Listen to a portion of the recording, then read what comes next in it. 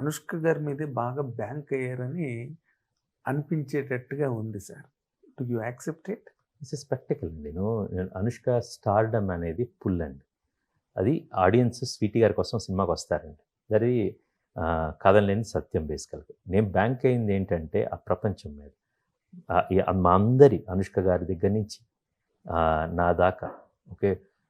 అందరూ ప్రతి ఒక్కళ్ళు కూడా ఒక వాళ్ళ పెర్ఫార్మన్సెస్ కావచ్చు, ఈ కొత్త ప్రపంచం కావచ్చు, దానిలో ఉన్న డీప్ ఎమోషన్ కావచ్చు, యాక్షన్ కావచ్చు, ఇప్పటివరకు చూడని విజువల్ కావచ్చు, గొప్ప నేపథ్య సంగీతం కావచ్చు. ఇవన్నీ కూడా ప్రేక్షకుల్ని మొదటి ఆటకే స్వీటీ గారి కోసము ఓకే.